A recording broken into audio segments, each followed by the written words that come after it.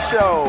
Kasama natin Eliza, Lexi, and Hailey, the stars of Underage. Sabi ko, this is going to be a political show. Biro lamang po. Okay? So may mga usap-usapan no, nag-uumpisa ang Underage. Hindi raw kayo magkakasundo. I mean, tell me the truth. Tell me your story. Ako, para sa akin po, sa mga magkakaibigan at magkakapatid, natural lang naman na may hindi pagkakaintindihan. Pero kami po, kasi nung una, syempre ako nangangapa din po ako. So, kinikalates ko paano ba yung dapat approach. Minsan nagkakamali po ako. Pero hindi dapat maging hadlang para hindi kayo maging maayos. Kumbaga sana mas maging maayos pa. So there was tension in the Yes. beginning. Yes po.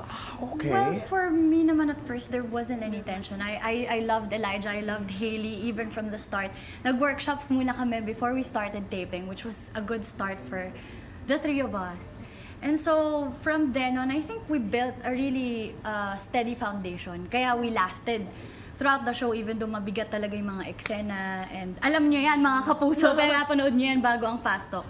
Kaya magigets na talagang mahirap. But we had each other, and that started from the workshop. We were already building a foundation. Minsan, the strongest friendships are born out of difficult beginnings. Yes. Diba? Kasi hindi naman exactly. pwede. Ikaw, wala ka namang problema. Wala naman. Elijah, ikaw talagang hinanapan ng problema. Elijah, joke lang. Wala naman. Wala naman po kasi yung ano rin po, kung may problema ako sa isang tao, I will tell them po eh. I will tell them na... Diretsa? Yes po, diretsa. Kasi kung magpapaligoy-ligoy pa po ako, lalo lang pong lalala, ganon, hindi ko na po antay na mapikon po talaga ako. Kasi kapag nagalit po ako, sasabog po ako, I will say things na Correct. mean na hindi ko naman po talaga gustong sabihin At yung saka, mga I yun. think naman things are better resolved in good communication. Yeah. Yun naman Tama. yun eh. No, I like what you said. You know, halimbawa, pag may problema ka, but malaking bagay po yung paano mo sinasabi. Yes po. Malaking bagay yung intention. Yes. Na, sandali, nababother lang ako. Ano bang problema mo sa akin? Yes po. Sandali, nababother lang ako kasi pag tinitingnan mo ako, natutunaw ako, may galit. No, really, importante na ipinaalam mo yung Yes. pakiramdam. Yes So, totoo pala, yung mga usap-usapan na meron talagang tension in the beginning. Wala po. Wala. Nung beginning, parang sa Wala. simula. Beginning, wala po. Okay. Nung Hindi lang kayo close. Hindi lang ako siguro. kasi po, ang nangyayari po nun, si Hailey po kasi, siya po talaga yung introvert sa amin. Ikaw yung... Parang nung tumagal po, parang nagiging introvert po ako. At times may mga pinagdadaanan din po ako sa buhay ko. Pero napag-usapan naman na namin din po. Very good. Importante talaga yung, as you would say, Lex. Yes, communication. Komunikasyon. Okay. Let's talk about work. You're three young actresses. Paano kayo umatake ng role? Paano kayo mag-prepare for a role? Elijah, ikaw. Ako po, binabasa ko po talaga yung buong script. Inaalam ko po yung pinaka-story po.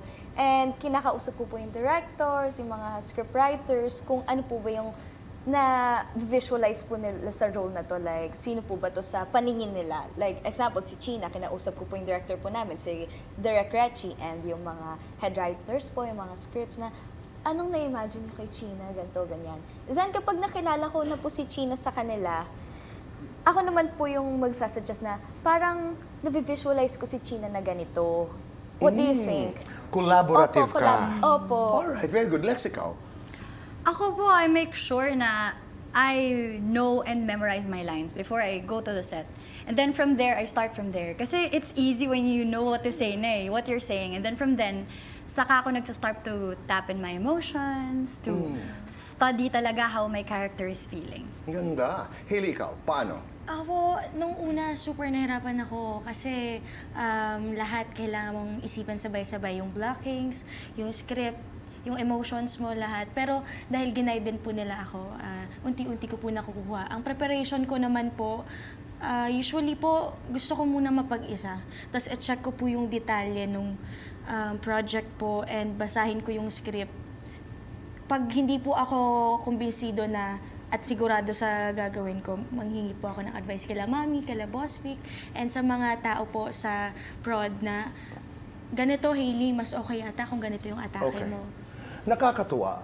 I listen to your stories. I listen to your stories and I'm so hopeful dahil marami ang nag-aakala na madali po mag-artista. Hindi. No. It's a very difficult job.